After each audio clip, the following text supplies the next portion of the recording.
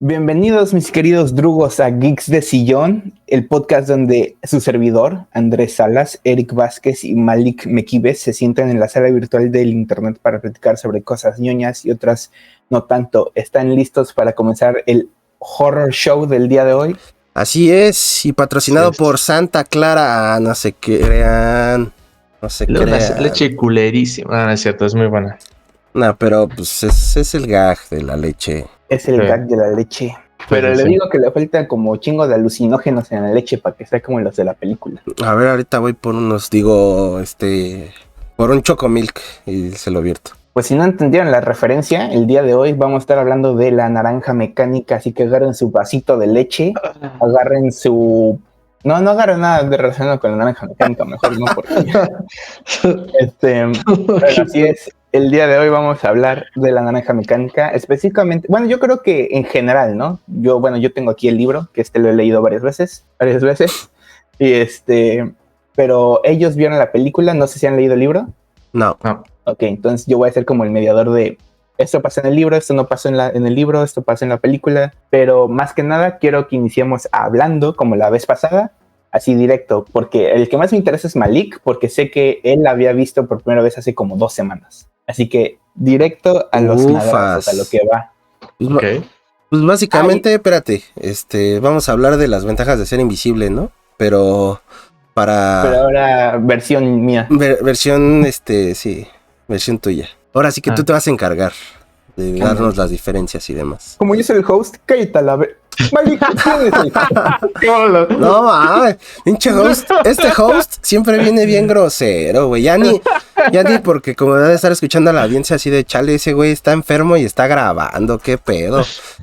No mames, pinche Spotty, güey. No, todavía me mandó mensaje, únete al grupo. Yo todavía, ¿qué grupo? Y me llega un mensaje por Xbox, ¿no? Me meto al grupo y dice, ¿cómo me escucho?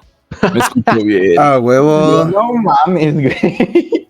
No, a ver si está de la verga. Por eso, banda, cuídense con esos pinches cambios de temperatura. Pero bueno, sí, ya saben que a los putazos, ¿no?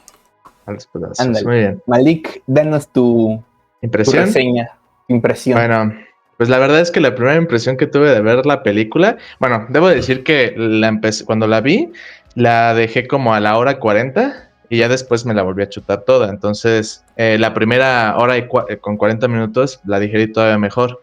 Pero lo primero que se me ocurre que puedo decir de esta película es que los planos están muy bien logrados y las actuaciones son excelentes. Eso es lo único que puedo decir. Había investigado al respecto de esta película. Es el resto de la película está bien cool. Bueno, no, es lo único que puedo decir en primera impresión, porque es que conforme más investigaba al respecto, cada vez me dejaba más en claro, pues qué es lo que, por qué daba ese fruto esta película. Y es que resulta, y bueno, esto tú ya lo sabes, investigué y encontré que el director justamente era, pues digamos, quisquillosito, no era mamoncito, era de esos que grababa las escenas 30 veces para quedarse siempre con la primera, ¿no? La primera vez que lo graba, y eso demuestra claramente. Mamón. Básicamente. De hecho, había visto en las... Kubrick, güey, pues es el mismo que hizo traumar a la morra en El Resplandor.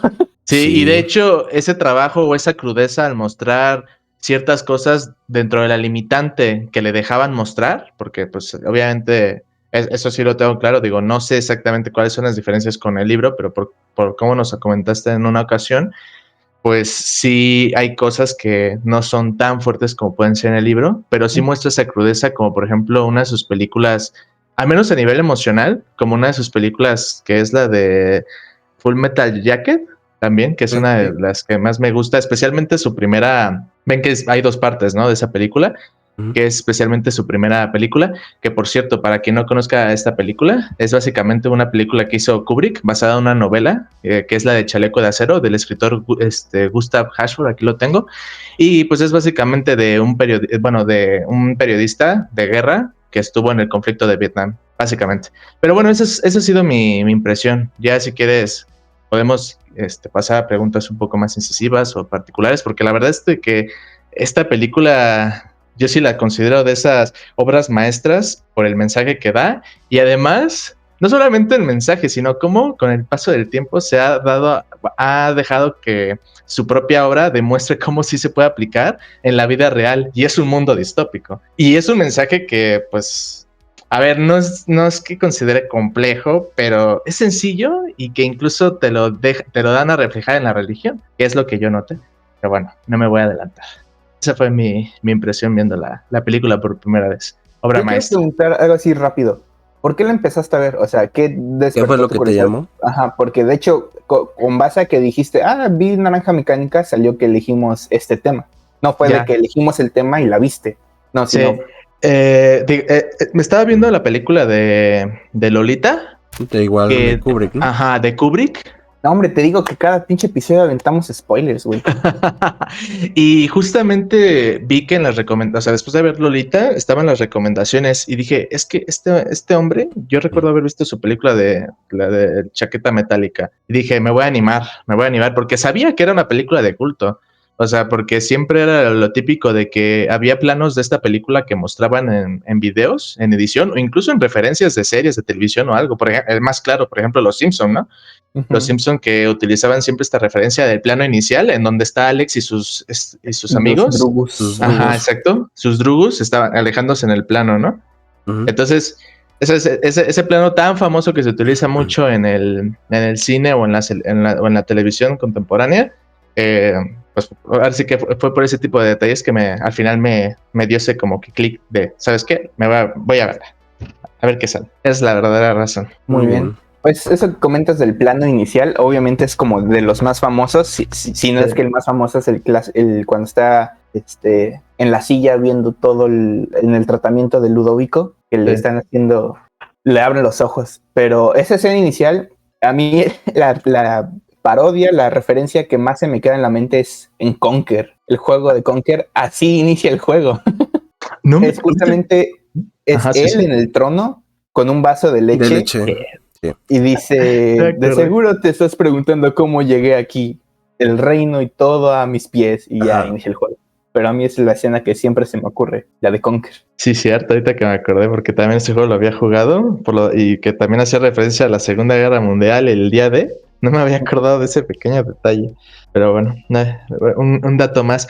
De hecho, cuando vi el plano, otra cosa que me dio la sensación, digo, ya ahorita que lo pienso bien, es que Alex es ese tipo de personas que creo que su objetivo en la vida es el placer ya sea sexual o el placer de hacer daño a la gente. Ese fue el significado que me dio a entender esa primera escena. Digo, no sé si fue cosa mía, pero sí no sé tú qué puedas decirnos. He llegado a hablar en otros capítulos del final del libro comparado con la película, pero no he entrado en detalle. Uh-huh. Pero eso que tú agarraste como el tema, la nota, lo que da a entender la película, en el libro cambia por completo. Ok. Porque así rápido, voy a ponerlo como así como punto, una nota, un pin, para que lleguemos a esa conversación más adelante. Ajá. La película adapta 20 capítulos del libro. El libro tiene 21. La película adapta el libro versión americana, la versión de Estados Unidos, y cuando fue mandado a Estados Unidos, porque el libro es de Anthony Burgess, tal vez voy a entrar ahorita un poco en detalle. Anthony Burgess es el escritor del libro de La Naranja Mecánica, que nació en 1917, es inglés, y escribió el libro, obviamente, pues en inglés. Aún así, en Estados Unidos también habla inglés, obviamente, pero cuando se manda para Estados Unidos, las distribuidoras y los publishers dicen, ¿sabes qué? Quítame el capítulo 21. Entonces dicen, ¿por qué? Y dice, según los directivos en ese momento de las bibliotecas y todo eso, es porque el capítulo 21 simplemente es como, una palabra exacta que ahorita se me está yendo, pero es como dice que es el cliché británico de tratar de resolver todo. Yeah. Okay. Y eso lo quitaron del capítulo del libro que fue adaptado en Estados Unidos, y Kubrick agarró el libro de Estados Unidos. Ahora, estuve investigando hoy, la verdad, durante todo el día estuve investigando, pero no encontré si Kubrick genuinamente quiso adaptar esa versión o si en verdad nunca se enteró que el capítulo 21 existía. O sea, jamás lo encontré. O sea, entonces está la pregunta de si el güey dijo, quiero hacer la película que sea de shock y adaptar el libro de Estados Unidos, uh-huh, o simplemente no me gustó el capítulo 21. Quizá yo tenga la respuesta, con un dato curioso que encontré. Bueno, sí, es un dato curioso en que encontré. Y es que la película, cuando fue publicada en Reino Unido, la quitaron. Precisamente porque el gobierno en ese entonces encontró como chivo expiatorio el contenido que sacaban en la película para explicar el comportamiento de la ciudadanía o de la sociedad en ese entonces. Entonces, teniendo en cuenta que quizá esa película le trajo muchos problemas negativos, especial con ciertos sectores de algunas comunidades o algunos países, como fue el caso de la zona del Reino Unido, pues eso quizá pueda explicar por qué al final se haya decidido optar por más que una que por otra. Eso puede ser. Digo, no estoy completamente seguro, pero bueno, ahí está el dilema legal que tuvo justamente con un país en el que incluso vi en la entrevista en la que varios de los actores o miembros del staff de la producción, pues sí decían como de cancelar, ahora sí que no dejaron que la película pues ahora que estuviera en producción en cines, y pues decidieron quitarla hasta eso sí no lo recuerdo, creo que hasta el 98 que la volvieron a publicar o poner. Pero bueno, esa es una suposición, digo, no estoy completamente seguro. Pero bueno, puede ser. No, y aparte, digo, perdón que te interrumpa. Uh-huh.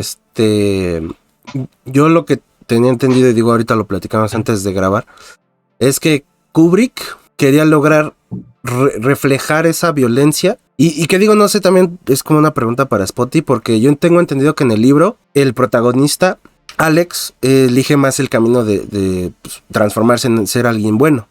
Y aquí en la película, de cierta forma, elige la violencia.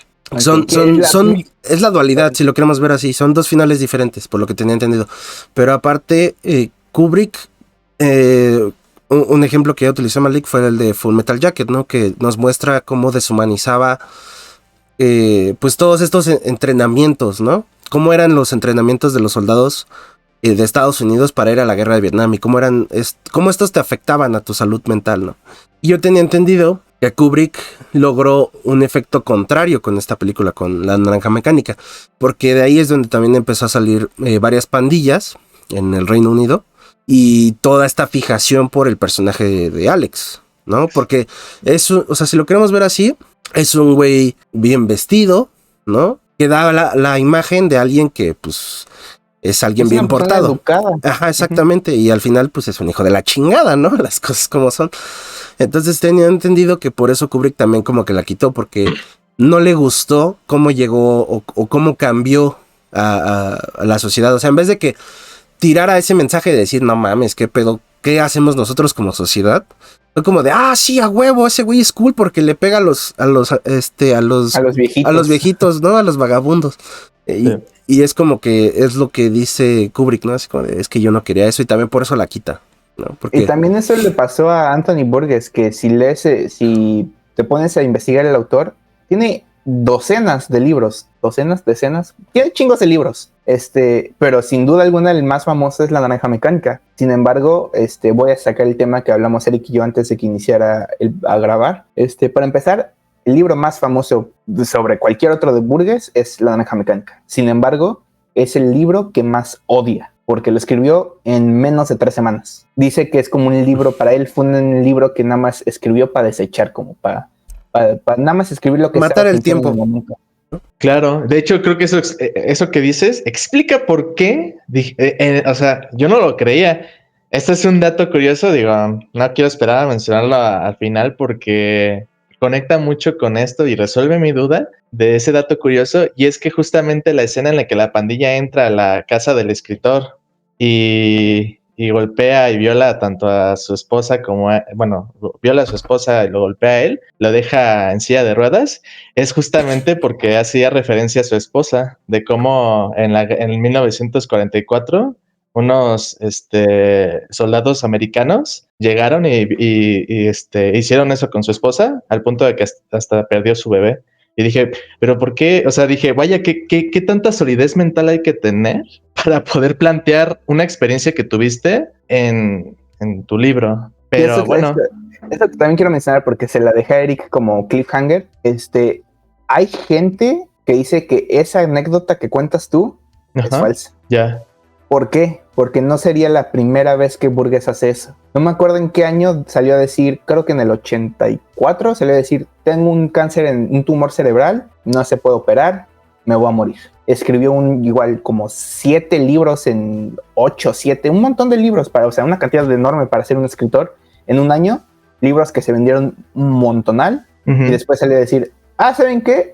No había tumor. Okay. Entonces la gente está diciendo, ¿y sí será verdad que esto de la esposa haya sucedido? Porque después se encuentran cartas donde se ve que se escribe con la familia de fechas después del acontecimiento donde violan a su esposa, donde aunque pues claramente se puede hacer, se nota muy feliz a Kubrick diciendo que están todavía planeando expandir el apellido de la esposa, que no me acuerdo cómo se apellida. O sea, si quieren hacer la familia más grande. Ya. Entonces entra este dilema donde si Kubrick ya una vez mintió con cuestión grave, porque pudo haber sido, estoy escribiendo un libro sobre tal cosa y termina siendo otra cosa. Burgess, más bien, ¿no? ¿Qué dije, Kubrick? Dijiste Kubrick. Sí. Ajá. Sí. Si Burgess ya mintió una vez sobre algo grave, que es un tumor cerebral, para vender libros. Que no lo haya hecho con la película. Que no lo ha hecho con la... No, con el... Con el libro. Bueno, con el libro. Con el libro en cuestión. Entonces, mucha gente pone a debatir eso. Eso es algo bastante interesante, curioso. Digo, al final de cuentas. Voy a ir tirando así fun facts mientras vayan saliendo. Ahorita que dijiste que dejan al tipo en silla de ruedas, eso no pasa en el libro. Simplemente no queda en silla de ruedas. Y ahorita, y no sé si escuchaste, porque creo que estabas poniendo tu cámara apenas, pero dije, hay una referencia, no es una referencia, pero ¿sabías que sale Darth Vader en La Naranja Mecánica? No lo sabía. El guardaespaldas del güey en silla de ruedas es el que está del traje de Darth Vader. Ya, sí. Okay, el primero, ¿no? O sea, el primerito. Ya. Al que le dijeron, mi chavo, tu voz apesta, necesito una voz diferente. Necesitamos a alguien más. Me gusta, así que, eso no lo sabía. Bien raro tu tío. Darth Vader. Es que es justamente eso, porque sabía que había alguien que había hecho la interpretación de o sea, de Darth Vader, pero nunca le había puesto atención mucho a su rostro. Y pues, bueno, esta película es de 1971, ¿verdad? Sí. Bueno, no creo que haya mucha diferencia en su rostro respecto a 1971 respecto a 1977, pero ahorita tratando de recordar un plano, una imagen del sujeto que hace a Darth Vader en el traje, no se me hace muy similar. Igual es porque no le puse demasiada atención. No. Porque justamente en esa escena, yo estaba más tenso por la cara del escritor, por lo que sucedía con el escritor, que por el guardaespaldas, porque no le puse mucho detalle, pero oye, es curioso. No, pero sí se ve muy diferente, porque en Star Wars no está tan mamado como en como en La Naranja Mecánica, y aparte tiene lentes. Digo, la película la vi ayer. Bueno, la reví ayer. Y ¿quién hace su tarea el día antes? No es cierto.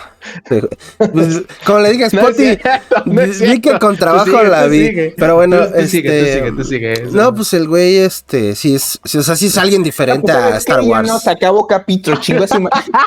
Borrar grabación, no es cierto. No, pero sí es un güey diferente, ¿no? O sea, sí, porque sí lo ves y dices, ese güey está bien mamado. Y cuando lo ves en Star Wars, está alto, pero no está tan mamado, está como flaquito. Bueno, pero es un buen fun fact al respecto. Hay una cuestión, digo, no sé si es cosa mía. Nos da bueno, es un recurso que me gusta mucho. No sé si todas las canciones que pasan a lo largo de la película son de Beethoven. Me parece que sí. No sé si me lo puedes confirmar. Sí. Bueno, porque como pues el personaje es justamente melómano, creo que justifica bastante bien. Como dices, bueno, voy a utilizar este recurso musical en muchas escenas. Y yo creo que en donde la utiliza con bastante más, bueno, que a mí me dio más risa y se me hizo bastante original, fue cuando tenía relaciones sexuales con las dos chicas. Cuando las invitan, ¿no? Sí, estuvo muy bueno, pero tenía esa duda porque tampoco, o sea, soy un amante de la música clásica, pero no soy un amante de algún compositor en concreto. Entonces, por ejemplo, tengo un compendio de música clásica y me dices, ¿de quién es esta? ¿De quién es esta? ¿De quién es esta? Pues si son muy marcadas en estilo, pues sí te puedo decir, pero no estaba completamente seguro y no me había puesto a investigar si todas las canciones de música clásica que salían en la película eran exactamente de Beethoven. Pero bueno, ese es un dato también que olvidé mencionar, que en primera impresión también me había gustado bastante. Además, eso sí, de algo que ya me venía gustando del Señor de los Anillos, que era lo de crear tu propio lenguaje, pero no sé si en el libro, o sea, en el libro también tienes Ok. Muchísimo. Por ejemplo, lo que le decía a Eric es, esta versión que tengo aquí, está en inglés, obviamente, pero no trae dicción, porque la original que la leí en secundaria, tenía hasta el final de las páginas, tenía como 2-3 páginas de puras palabras de Natsat, así se llama el lenguaje, que está hecho por inglés, combinado con ruso slávico. Ok. Ahí se llama Natsat. Y venía con un pequeño como diccionario de palabras. Entonces leías una oración que no hacía nada de sentido y te ibas a las últimas páginas y ok, ya entendí. Pero eso de hecho, no es queja, porque pues obviamente tienes que hacer que tenga sentido. Pero mucho del Natsat es excluido de la película. Ok. Por ejemplo, yo creo, o sea, tiene sentido porque pues, si de por sí en el libro está muy cañón leerlo, pero más que nada es cuando habla en Natsat, porque sí lo agrega, o sea, le estaba leyendo ahorita a Eric un pedacito entonces, por ejemplo, dice, yo y mis drugos entramos al Malkova, donde vimos unas chipdas, y lo único que en mente fue en el 1212. Es como, mis amigos y yo fuimos al bar donde vimos unas mujeres y lo único que se me ocurrió verlas fue tener sexo. Esa fue la oración que dije. Ok. De hecho, también en la traducción, en lugar de bueno, yo que vi en la película, otra traducción que vi fue la de metesaca. Ajá, Pero mira, hasta eso, a ver, debo de reconocer que si igual y agregaba más, con mayor densidad de ese tipo de lenguaje, quizás haría la película muy pesada. Pero hasta eso, algo en favor que puedo decir es de que si bien no entiendes como tal lo que dicen, interpretas qué es lo que pueden decir y creo que es bastante intuitivo hasta eso. Pero bueno, sí es una película que precisamente por ese tipo de detalles, además de disfrutar sus planos, la música y el mensaje que tiene de fondo, no es una película que debas de ver con el cerebro apagado a las 3 de la mañana, que es lo que intenté hacer cuando vi la 1 hora 40, sino que tienes que verla en una hora del día en la que estés completamente lúcido y la puedas disfrutar de verdad, porque es que si no, te pierdes con la película bastante. Un momento en el libro donde te das cuenta lo narcisista que es Alex es cuando va a la tienda de discos a checar lo de su disco. Ajá. Para empezar, hay un gran punto que hay que marcar, que Alex en la película tiene 17 años.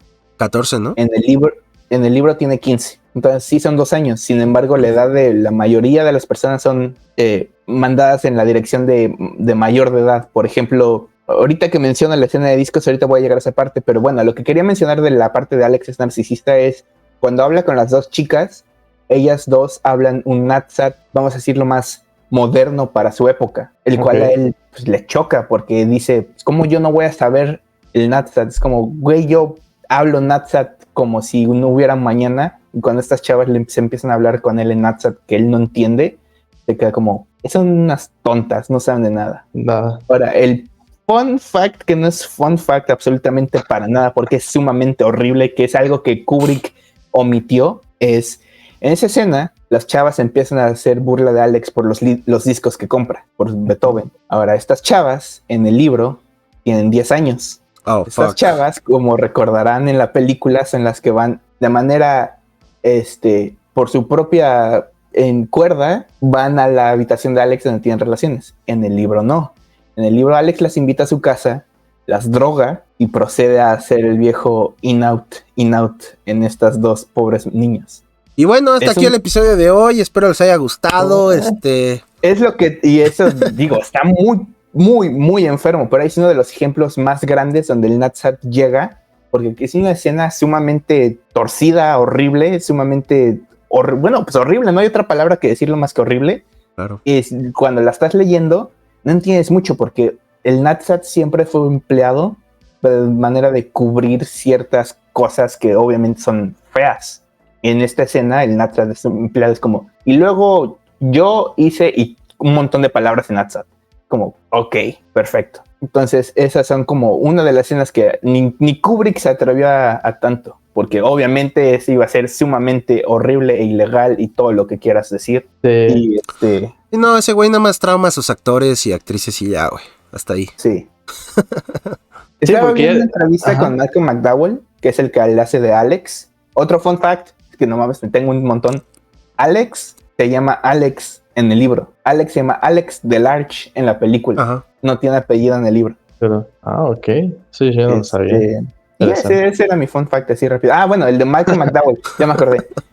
Cuando le preguntaron, se le acercó a Kubrick y le dijo, oye, ¿y cómo es que grabas tú? Y algo que me gustó mucho de Kubrick, que sí me pude identificar, que le dice a Malcolm, que le hace de Alex, dice, ¿cómo grabas? O sea, ¿cuál es tu técnica? Dice, no tengo técnica absoluta, solamente sé qué es lo que no quiero que salga en la película. Es lo único que tengo conmigo. Es como, ok, pues, o sea, sabes qué es lo que no quieres, pero no sabes qué es lo que quieres. Está bien, mamón. Eso es interesante. A ver. De hecho, respondería, pues, ¿qué no ves que yo hago como 30 tomas por escena? Así de esa es mi técnica, cabrón. Pero sí, muy repetición hasta que salga, morro. Y dejo, güey, no, lo mejor es repites tus 30 tomas para quedarte con la primera, ¿no? Es como, no mames. Pero bueno, buenos datos al respecto.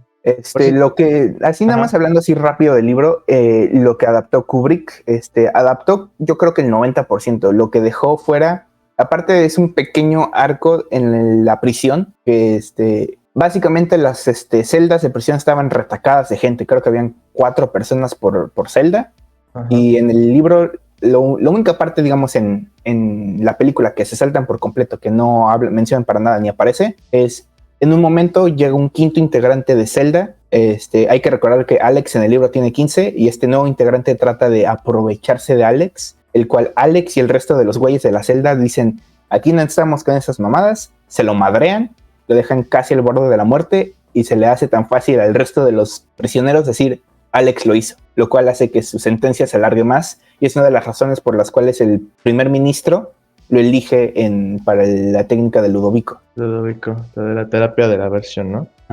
Bueno, eso también, creo que en la película te lo daban con pinceladas en las escenas donde los viejos estaban dando como que ceñitas o besitos a Alex. En una de las tomas. Exacto. A mí ya me debe entender. Cuando está leyendo el Viejo Testamento y se imagina las escenas de él donde va Jesús cargando la cruz y eres el que le está lastigando.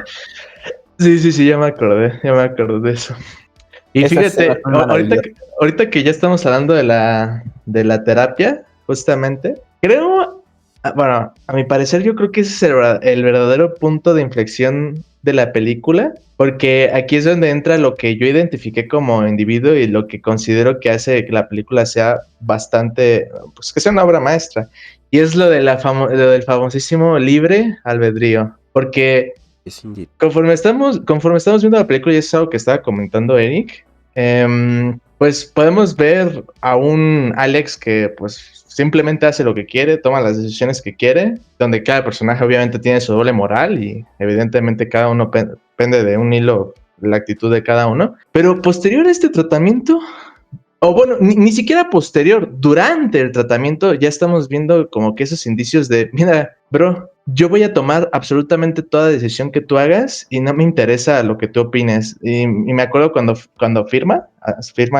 su traslado, ni siquiera le dejan leer lo que está firmando, así de no lo leas, fírmalo, o de no hables hasta que te pregunten algo.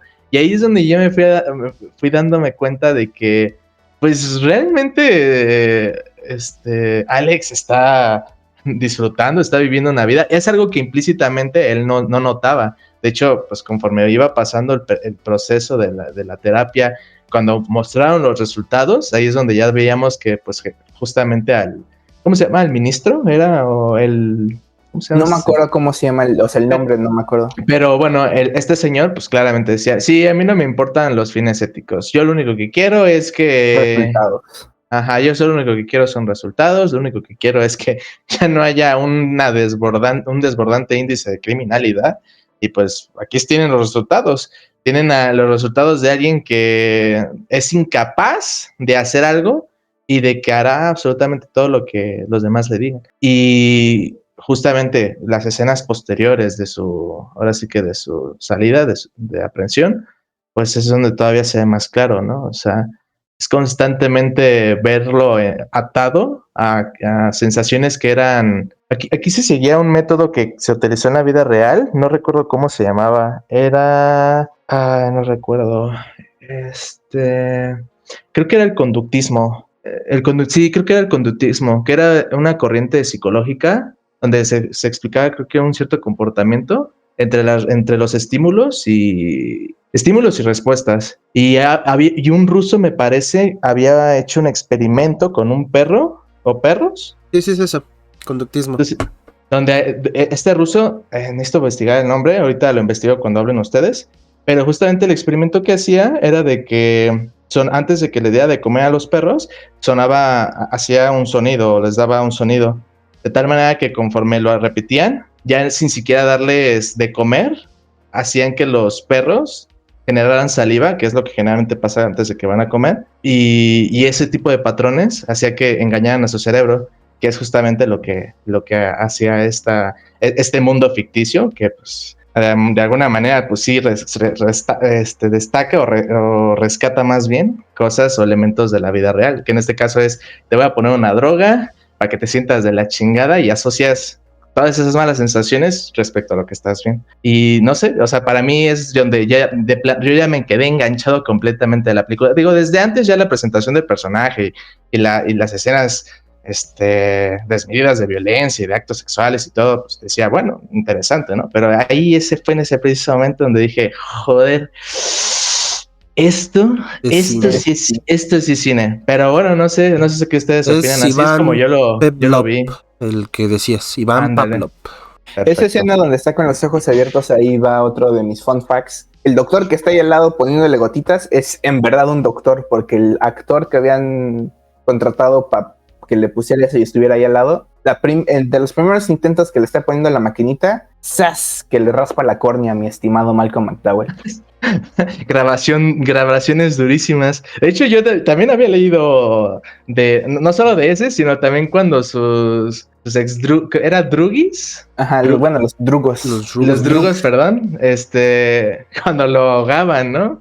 De que había leído de que también esa escena, sí, se vio chida, se ve muy realista. Vamos a agarrarla. Casi te me mueres, bro. Pero la voy a agarrar porque está chida. Sí. Entonces, creo que, a ver, demuestra que efectivamente hace que la mayoría de sus escenas tomen muchísima credibilidad, además de pues, ese impulso de que quede todo perfecto, pero sí, tiene su cara de sí, como decía Eric hace rato, ¿no? De que voy a explotar a mis actores y mis actrices, y voy a tener incluso problemas, porque también había leído de que llegó a tener problemas, no sé si con una o varias actrices. 17 millones de dólares. O sea, obviamente fue un pinche exitazo, pero se me fue el hilo de qué es lo que quería hablar. Lo siento, es que mencioné mi obra maestra. Pues bueno, en lo que te acuerdas, voy a comentar algo. No, en serio. O sea, para que lo pienses con calmita. Bueno, te voy a tomar de referencia, pero trata de no perder el hilo de lo que querías decir, porque es que igual y te centras en lo que te voy a decir y seguimos a las mismas. ¿Ves que te había pedido una vez qué es lo que para ti significaba lo de la naranja mecánica? Ajá. Bueno, no sé tú qué opinas de este significado que yo le puedo incluso agregar.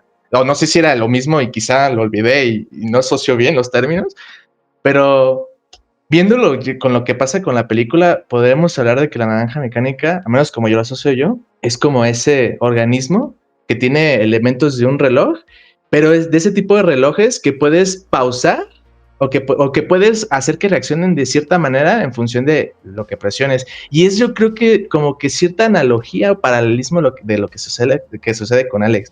O sea, de que tratan de que él tenga un cierto comportamiento como organismo, pero al final con ciertos elementos que pues ellos le inculcaron, le lavaron el cerebro, para que cuando presionen un botón, él tenga una reacción que busquen o que ellos quieran. Pero bueno, es bueno, un significado. El hilo anterior se me fue por completo, pero para responder esto ¡Lo logré! La naranja mecánica, la frase de naranja mecánica viene de un inglés más atrás. Ojo, aquí no me cancelen de la palabra. La oración es as queer as a Clockwork Orange. En este contexto, queer está siendo usado de la manera como tan extraño como una naranja mecánica, lo cual es un juego de palabras porque una naranja mecánica de por sí ya es rara. Entonces, ¿cómo podrías describir? Es tan raro como una naranja mecánica. Entonces, el juego de palabras hace referencia, y eso de as queer as, y en blanco, se usa, digamos, puedes decir as queer as a butterfly with legs. Ok. Es una mariposa. Puedes ponerle cualquier cosa al final de esa oración.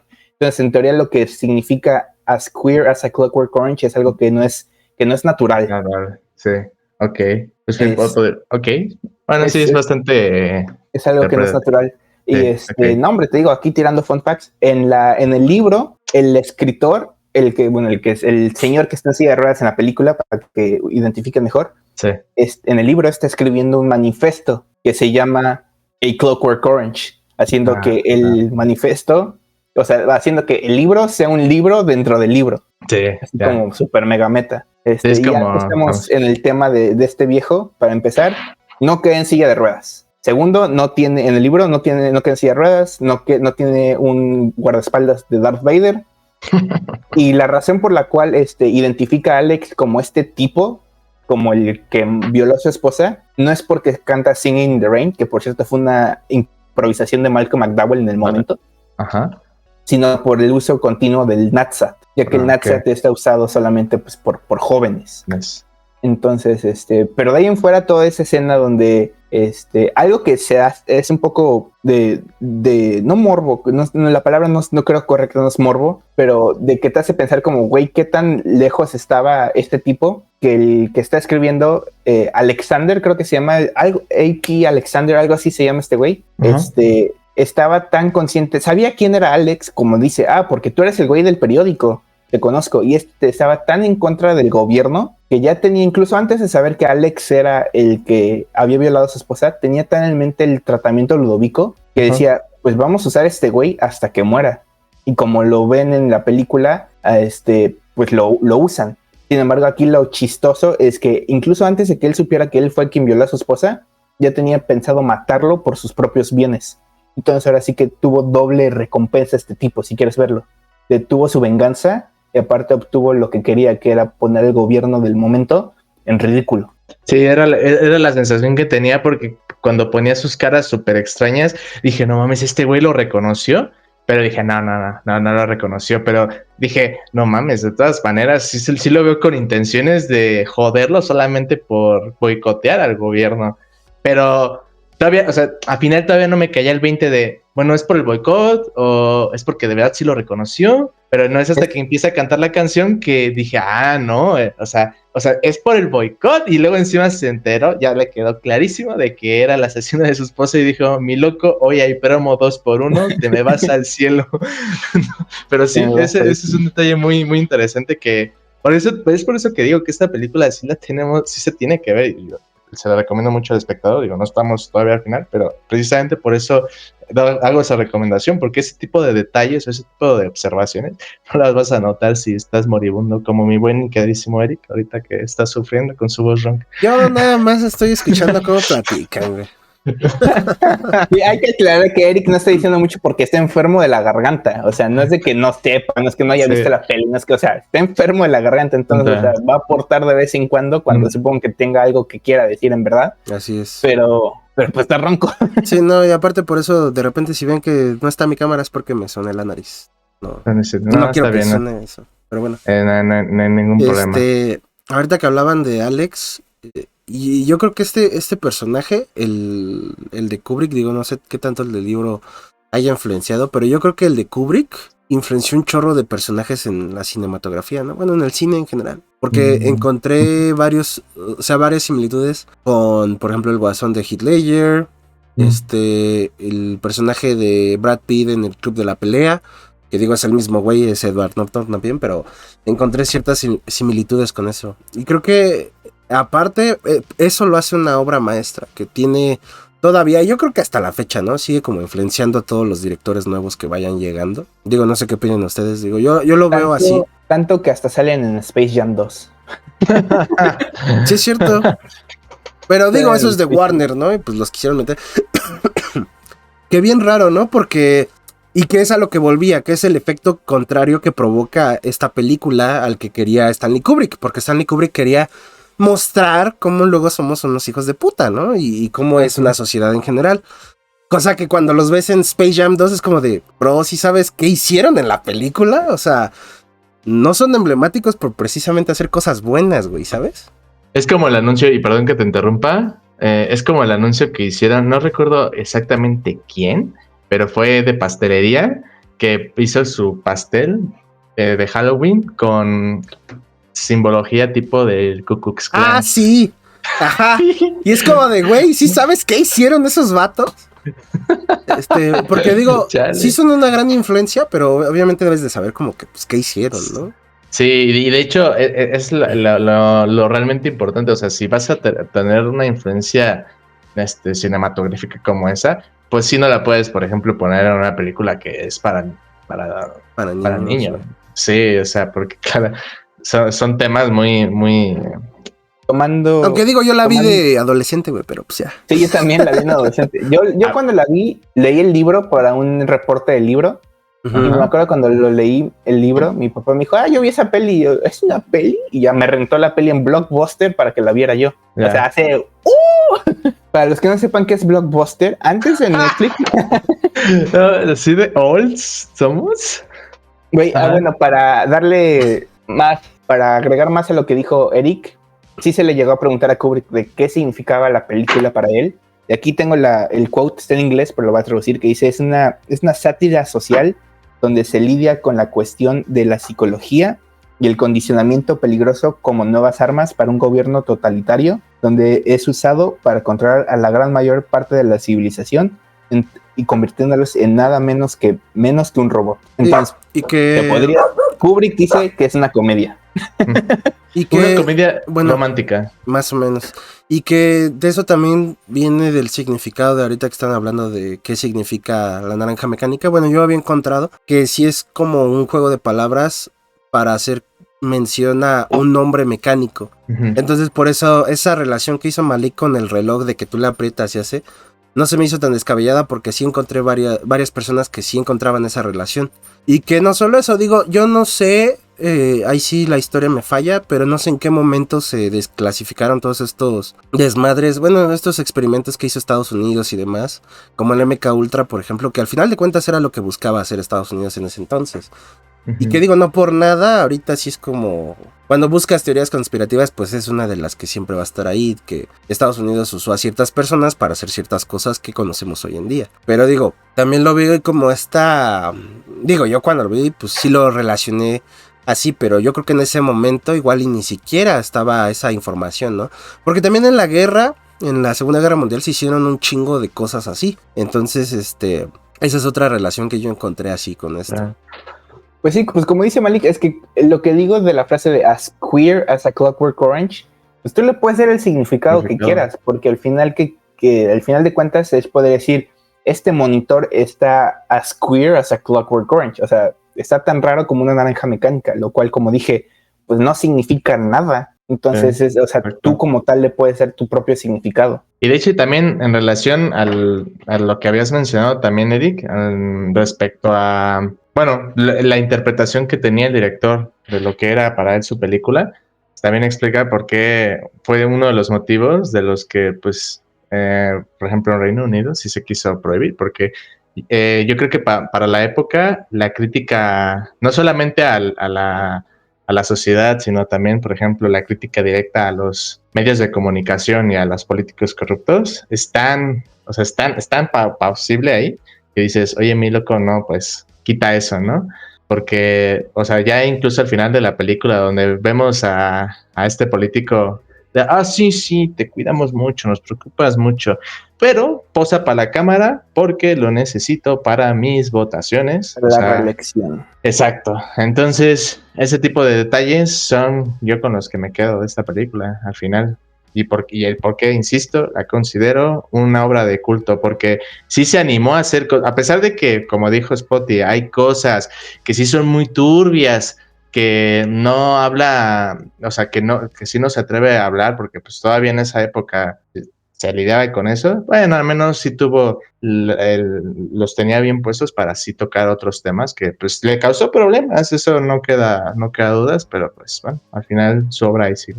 Pero aparte estamos hablando del cine de los 70s, o sea, y creo que particularmente en esa década, bueno, yo creo que en general en el cambio del cine, sí había una diferencia abismal en cuanto a las libertades de hoy en día, ¿no? O sea, exacto. Porque muchas veces lo podemos ver en películas. O sea, si hubiera salido La Naranja Mecánica en pleno 2023, la hubieran funado. O sea, todo el mundo sí se hubiera quejado como de qué es esta porquería. O sea, creo que en vez de enaltecer a este personaje, creo que hubiera dado el mensaje correcto de Kubrick en ese sentido, ¿no? De, ese güey es un culero. Digo, no sé, con eso de que también... recuerdo ahorita al Guasón, por ejemplo, de Hitler. No, el último que tuvimos, de Joaquín Phoenix. De Joaquín Phoenix, que es un personaje que, a ver, el Guasón, ese personaje, ves cómo lo trata la sociedad.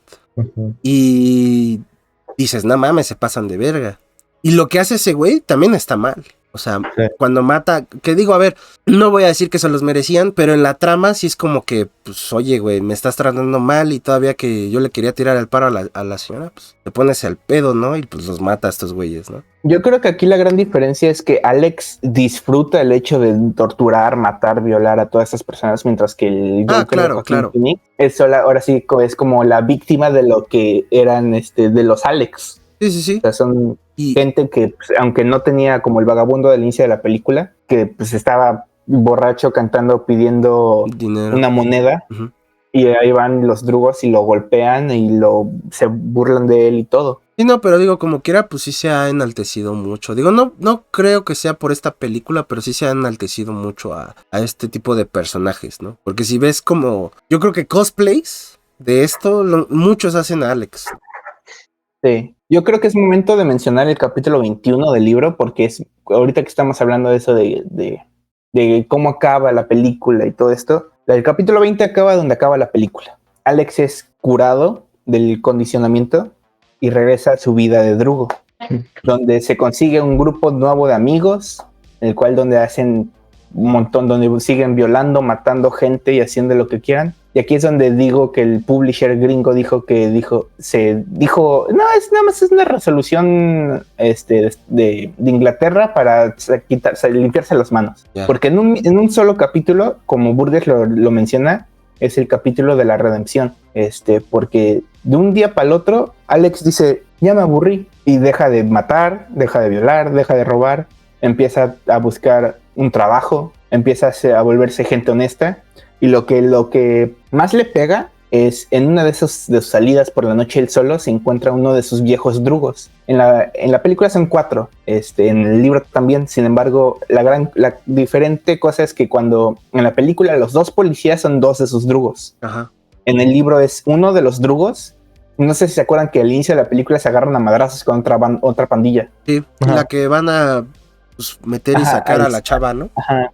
En el teatro, sí. Bueno, el líder de esa pandilla es el que es policía. Entonces, uno de sus drugos y su enemigo son policías ahora. Mientras en el libro, uno de los drugos lo apuñalan fuera de guión y queda uno con vida, que es el que a sus 20 años se deja de las pandillas, deja de usar Natsat, que es una conversión muy chistosa porque mientras que uno dice, sí, pues yo estoy casado, estoy buscando trabajo, el otro dice, ¿qué yarvuelcos estás diciendo? ¿Acaso mi cabeza estás dando, no sé, o sea, un montón de Natsat? Bueno, tiene esa conversión donde dice, sí, ya dejé eso de las pandillas, me dedico, tengo esposa, no tengo hijos, pero tengo un buen trabajo, no es la gran cosa, pero el dinero que estoy ahorrando lo pienso invertir en diferentes cosas. Y Alex se queda como, güey, ¿qué pasó? No eres la misma persona que conocía. Y dice, sí, pues crecí, hay un momento para todo. Y Alex dice, pues tienes razón. Y es donde él dice, ¿sabes qué? Ya no voy a matar y violar y nada de eso. Y deciden iniciar una vida, ahora sí que normal y libre de crimen. Y ahí es donde acaba el libro. Esa era mi duda, porque te digo que en la película, o sea, te lo dejan implícito. A final de cuentas, ese güey, pues sí termina eligiendo otra vez el mismo camino de la violencia. Aceptando que, pues le tomen las fotos y ese güey sea el chivo expiatorio de su desmadre, ¿no? Uh-huh. Y había encontrado estas curiosidades de que decían que pues es que en el libro Como que te lo dejan así de, ese es el bueno. Yo creo que Kubrick por eso no quiso hacer. O sea, se me hace que vio el capítulo y dijo, no, es que yo quiero representar esto, ¿no? Porque también es algo que vemos y que ya había dicho en Full Metal Jacket. Es que yo quiero representar cómo son estos güeyes, porque sí lo son, sí lo llegan a hacer así los de los entrenamientos, ¿no? Y creo que es por eso que dijo, no, pues, oye, este capítulo para mí no existe y lo voy a dejar ahí. Y por eso también la película corta como que muy abrupto, así como de, le toma las fotos, ¡pac! Se acaba la película. Sí, mucho de lo que la gente se queja del capítulo 21 es porque Burgess lo llamó el capítulo de la redención. Sin embargo, no redime en ningún momento al personaje, porque la redención, ¿estás de acuerdo que hizo, digamos, si Alex mató a tal persona, va a ir con los hijos de esa persona a decirles yo fui y tratar de componer lo que hizo? En este caso, no redime absolutamente nada, no salda cuentas con nadie, entonces no es redención como tal. Y aparte, vi un comentario por ahí cuando estaba volviendo a ver la película e investigar esto, que dice que lo que a él más se quedó con el final del libro, que le causó más miedo que el final original de la película, porque eso significa que Alex se cansó, se aburrió, mas no significa que está arrepentido de lo que ha hecho. Entonces imagínate que en ese mundo todas esas pandillas eventualmente crecen, puede que tengan hijos, entonces hay un montón de gente, incluso en la vida real, gente que mató, violó, hizo lo que quiso en su momento y simplemente se aburrieron y decidieron regresar al mundo laboral normal. Y eso es lo que, y cuando te pones a pensar dices, no, pues eso sí está muy cañón. Sí, sobre todo, y de hecho creo que ese tema me voy a salir así bien cabrón del tema. Pero uno de los asesinos seriales, si no mal recuerdo, creo que fue el BTK. Ese güey de plano, como la policía nunca lo pudo atrapar, hasta cierto punto sí se aburrió y dejó de hacer ese desmadre hasta que un día le ganó la calentura y volvió a matar. Solo que ya no fue tan listo como las otras veces y pues lo atraparon. Pero justamente es eso que tú dices.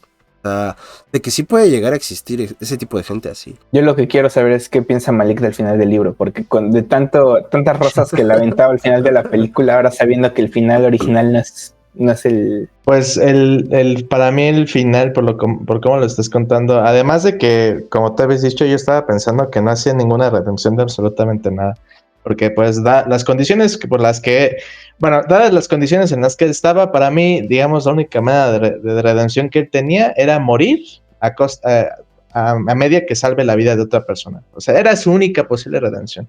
Ni siquiera haciendo un acto de bien, de comportándose bien con una persona. Sí, era muriendo su acto de redención. Pero eso por un lado. Ahora, respecto a pues lo que sucede del aburrimiento y todo, sí, yo también tengo esa constancia de que hay mucha gente que pues se queda nuevo miedo desbloqueado, que pues nunca sabes precisamente con quién estás tratando y por eso siempre debes estar con muchísimo cuidado, porque luego no sabes si, por ejemplo, estás en la calle y pues por un mal día o un mal temperamento te sacan un arma y te matan. Yo por eso siempre he sido una persona desde mi infancia muy, al menos de lo que representa a temas de la vida real o a conflictos de la vida real, de que, por ejemplo, choco con una persona en la calle, en lugar de ponerme loquito, como lo puedo hacer, por ejemplo, en una conversación, digamos, paradójicamente, ahí en esa situación siempre saco a relucir la mayor humildad posible y digo, pues no, pues sabes qué, una disculpa y ya. Y entonces creo que soy bastante consciente de ello. Ahora, respecto al mensaje que me transmite la película, creo que ese final rompe prácticamente todo ese esquema, porque pues al final de cuentas lo que yo noto especialmente que transmite en su película es precisamente cómo una persona la pueden convertir en un instrumento bajo intereses de otros individuos o de otros organismos y que esa persona pueda hacer lo que ellos quieran, no lo que él quiera. Entonces eso de que bueno, me aburro y todo, pues sí, pero pues rompe el esquema y bueno, creo que eso ya deja muchísima más constancia de por qué yo creo que quitó ese capítulo, porque es que si no haría que el esquema de la película se rompiera. Sí, por eso es lo que digo, o sea, como que Kubrick ha de haber dicho, es que yo quiero retratar esto, y este capítulo se me hace sumamente innecesario porque, como dijo Spotty, no redime nada al personaje, más que en decir, pues me aburro. Cosa que, por ejemplo, los cultos llegan a hacer, güey. Manipulan a esas personas para que hagan cosas que pues, no deberían hacer. Y aunque se redimiera, permíteme decir que igual y siento que no capturaría lo que él quería expresar. Exacto. Porque, o sea, sí, o sea, al final de cuentas, ahí lo que estamos viendo es de que el personaje al final toda esta situación que tuvo con el tratamiento, pues o sea, no hace que no funcione la película y dices, mi loco me dio igual y simplemente voy a hacer lo que yo quiera. Entonces, me parece cuando menos interesante, pero sí, estoy completamente de acuerdo de que, al menos para los fines de la película, habría sido un valor negativo, y yo creo que ese simple factor de Kubrick de no incluirlo fue clave para poder estar ante una película que sí es una obra de culto, que sí es una obra maestra, y otra que es una película que está bien hecha, pero que tiene inconsistencias en el mensaje que quiere transmitir. Yo creo que lo que a mí me atrajo mucho, que hasta el día de hoy sigo pensando de vez en cuando como, ¿qué significa la naranja mecánica para mí, no? O sea, es un mensaje, a mí lo que me gusta es que se siente como muy crudo. No sé cómo decirlo, se podría decir que la gente ahorita está más abierta a la idea de que pasen esas cosas, no se podría hacer. O sea, la gente está de acuerdo de, ok, sí puede pasar, pero a ver, ¿por qué me lo vas a mostrar? En cambio, en ese momento yo creo que era un momento donde la gente era, no hay que hablar de esto, sí pasa, pero no hay que hablar. Y cuando Kubrick llega y te muestra estas imágenes de qué es lo que pasa y toda la violencia que sucede, es como es justo lo que llega a romper. Y también es mucho del contraste de lo que Burgess quería justamente que este libro fuera algo que digan, este libro es horrible porque nada más es violencia, violación, y todo eso, y sin embargo fue súper mega exitazo, y Burgess odiaba tanto el libro que vendió los derechos del libro por $500 y dijo, ¿sabes qué? Ya, no quiero saber nada de esta cosa. Sí, no, y aparte creo que Kubrick también lo demuestra, por ejemplo, con pues esta ciudad toda distópica, ¿no? Porque, por ejemplo, vemos estas calles de Inglaterra, si no mal recuerdo, con llenas de basura, grafitis, o sea, que sí debe de existir, ¿no? Pero o sea, de cierta forma le hace un énfasis y te muestra dónde va caminando nuestro protagonista y dónde vive, porque el mismo complejo de apartamentos es igual, o sea, afuera, ¿no? Digo, adentro es diferente. Pero ahí están esos temas. Otro que encuentro es la relación que tiene Alex con sus papás. Esos güeyes de plano miman a su hijo y no le ponen atención a lo que él hace. Y el único que sabe más o menos sus desmadres, pues es su consejero, el güey que sale en una parte de la película, que lo está esperando ahí en la cama, y le dice así como de, oye, pero yo te estoy vigilando, güey, ¿no? Y se ve que con esos diálogos, pues se nota que él es el único que sabe que Alex mata, que Alex le pega a los vagabundos, que Alex viola a las mujeres, roba y demás, ¿no? O sea, creo que esos detalles ahí están plasmados muy bien por parte de Kubrick. Hay otro momento en el libro, cuando en el capítulo 21, que sí que la verdad es que sí, el Alex del capítulo 21 sí es un Alex que se siente completamente desconocido, porque cuando él para empezar el libro está siendo narrado por Alex. Entonces, cuando lo lees, dice, oh, querido lector, aquí es donde entré a la celda y me di cuenta que X y Y cosa. Está narrado de esa manera. Y en el libro, en el capítulo 21, hay un momento donde cuando se empieza a dar cuenta Alex que ya se aburrió, que ya no le interesa nada de esto de las vidas de las pandillas, dice que él quiere sentar cabeza, buscar una mujer, conseguir un trabajo, y donde te quedas, que sí te quedas como, güey, ¿qué es esto? Es porque un momento dice, y en algún momento tener hijos y darles a entender todos mis conocimientos para que no se vuelvan como yo. Y es como, pero pues es lo que... Y dice, aunque lamentablemente, como yo lo hice con mis papás, lo más seguro es que me ignoren y hagan lo que quieran.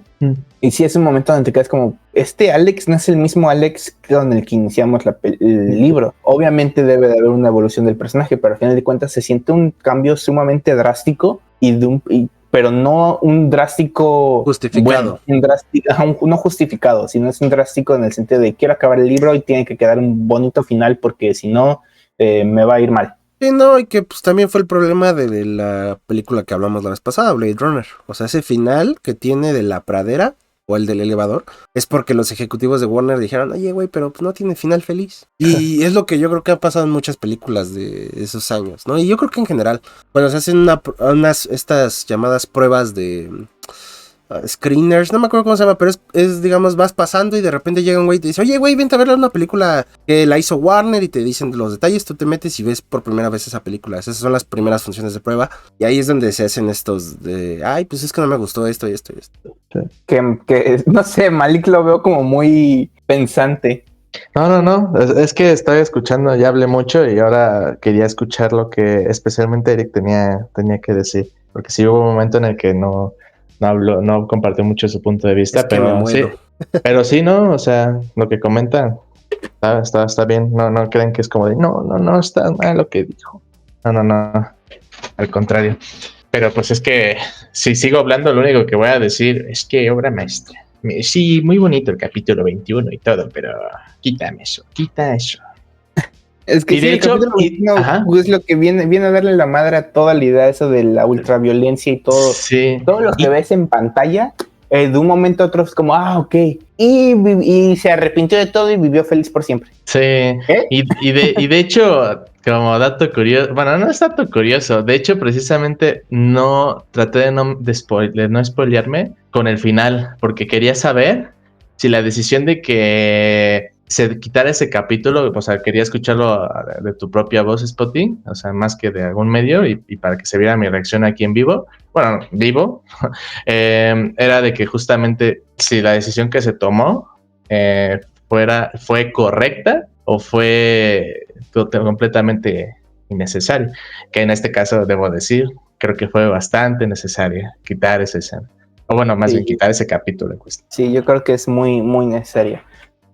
Pero aunque la parte donde se encuentra con su viejo amigo, sí te da como una pequeña esperanza de, estaría bien. Pero cuando ya te pones a pensar en todo lo que hizo Alex, y como dije, no es un capítulo de redención como lo describía Burgess, pues al final de cuentas es un capítulo donde todo lo que has estado leyendo, toda la mentalidad que tienes de este personaje narcisista, que le encanta la violencia, que le hace cosas horribles nada más por el simple hecho de que le da diversión, se va a la basura, se va completamente a la basura por el simple capricho de que el escritor quería terminarlo de una manera que, como dije en el inicio, es el libro que más odia, porque como él lo dice, es lo posiblemente por el cual su legado existe. Y sí, hasta el día de hoy, si buscas Anthony Burgess, el libro que primero te sale es el de La Naranja Mecánica. Sí.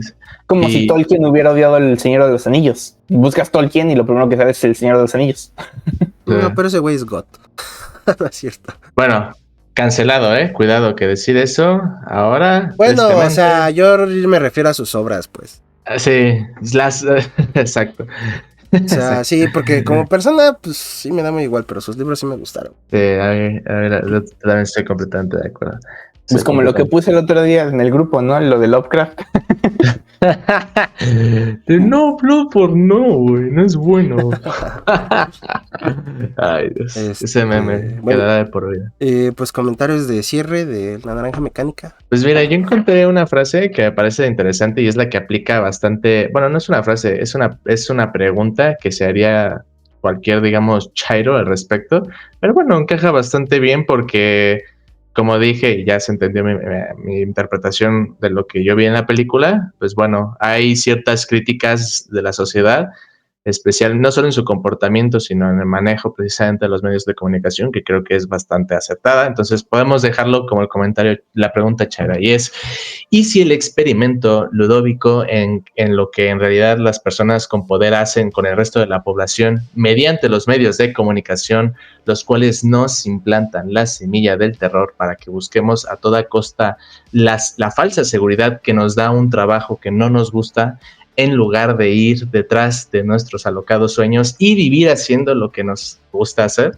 O sea, es como un cuestionamiento largo de, ok, quizá en estos momentos incluso estamos viviendo el efecto de, oye, ¿y qué tal si a nosotros nos están lavando el cerebro para que al final tomemos decisiones en función de lo que leemos en lugar de lo que pensamos de base? Y es con lo que se veía. ¿Me lo repites en para español? Para responder esa pregunta, voy a rellenar la B y voy a seguir a la siguiente pregunta.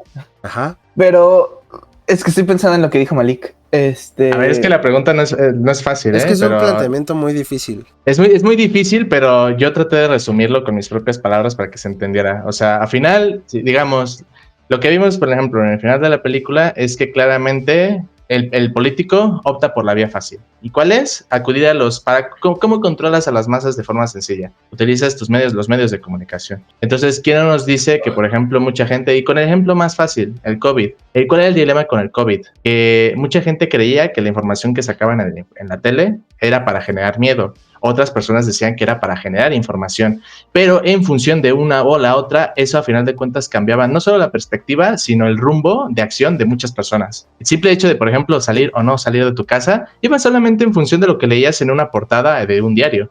Eso es más o menos a lo que yo me refiero. Y creo que también en la película se hace bastante. Se hace bastante bien y se mezcla con la psicología, porque ahorita que dijiste un tema, muchos, o sea, del COVID, muchas personas, o sea, era el miedo tan grande que de verdad se creían que tenían COVID. O sea, y llegaban a ese punto donde decían, o sea, ya se resignaban. Cuando ni siquiera, a lo mejor y ni era, güey, ¿no? O sea, era un resfriado normal y ya. Y eso también se ve reflejado muy bien en la película, ¿no? Porque ¿quién no te dice que, digo, porque es un final muy abierto en la película, pero quién no te dice que ese güey regresó al estatus de antes? A ser el Alex que le pegaba a la gente, que le robaba, que violaba, que mataba. ¿Quién no te dice? Porque vi un comentario muy, muy chingón, a ver si ahorita lo encuentro, pero decía algo así como de que es un monstruo que ahora no se van a poder deshacer de él. Digo, ahorita lo busco porque sí se me hizo bastante interesante y creo que tiene mucha razón con ese tema. Al final de la película, lo que yo entiendo, porque como dice Eric, es un final relativamente como abierto, pero al final de la película, cuando llega la enfermera y empieza a hacer las preguntas con las imágenes, que le dice, perdí, encontré un nido, ¿qué quiere hacer con el nido? Y hay una burbuja en blanco y dice, quiero agarrar los huevos y estrellártelos en tu cara y martirte la madre. Te dan a entender que pues, Jet puede tener esos pensamientos violentos y por lo tanto todo el tratamiento del Ludovic ya queda completamente anulado. Entonces vuelve a ser la misma persona que antes. Mira, lo encontré en un video que está muy cagado, que es, y yo creo que a lo mejor ya lo ha visto toda la audiencia, es el resumen de Fede Lobo de La Naranja Mecánica. Pero lo que dice este güey es bastante cierto. Dice, básicamente la sociedad creó un monstruo mucho más cabrón que el que intentaban deshacerse, o sea, de Alex. Y es por eso digo que, ¿quién no te dice que al final de la película, ese güey es todavía alguien peor, ¿no? Porque al final de cuentas tiene la excusa de decir, el gobierno fue la razón por la cual la cual quedé así, exactamente. Porque ahí sí tienes tú una excusa, güey. Cosa que, por ejemplo, no la tiene Alex al inicio. O sea, ahí es como dijo Malik, lo de libre albedrío. Ese güey hace lo que quiere. Y aquí es como de, o sea, si te agarran, es como, pues es que el pinche gobierno, güey, me hizo esto. Y quede así, ¿de quién es la culpa? Y es como de, cabrón. Y te empiezas a plantear eso de que sí. Y ahí es donde podemos regresar a lo del Joker. Pero así de que, pues ahora sí, yo nada más que estaba vestido de payaso y yo nada más iba de un lado para el otro en el metro. Yo qué le hice a los güeyes de Wall Street, ellos empezaron, o sea... No sé, es bastante, digo, por eso cuando luego de repente sacamos los pinches temas en pleno capítulo, me gusta porque da para mucha plática, entonces yo como comentario sí recomiendo que vean esta película y que como dijo Malik, sí veanla con, o sea, los ojos bien abiertos y no vayan con esa idea, porque yo creo que también luego está esa idea errónea de, es cine de culto, está bien de hueva, o no. Vayan y véanla, es una gran película, que sí te pone a pensar un ratito después de que la ves, y es como de, güey. Y que además te invita a verla de nuevo, porque pues, hay cosas o detalles que se te pueden pasar. Como que sale Darth Vader. Exacto, es lo que estaba pensando. Pero sí, también es una película donde hay que tenerle paciencia, porque creo que hay como, en total hay 15 minutos de película donde si los cortas de la película son gente solamente viéndose o escribiendo, como cuando le están metiendo a Alex a la cárcel por primera vez, que le piden que se quite la ropa, que se ponga la ropa, que firme lo que está firmando. Entonces es una película donde tienes que darte cuenta que los planos te están tratando de decir una historia solamente en ese plano chiquito. Que es la cantidad de control que el gobierno tiene sobre las personas en este sentido. Sí, exacto. Entonces, redes, Spotty, ya para cerrar. Andrés-Santiago 99 en Insta, Andrés-Santiago en Twitter y ya no más, no hay nada más. Perfecto, y yo pues Justosito en Instagram y Twitter, ahí me pueden encontrar. Y Malik es un fantasma de la fuerza que siempre nos va a acompañar en este bonito programa. Y pues nada, nos escucharemos otro jueves. Adiós. Chao. Nos vemos.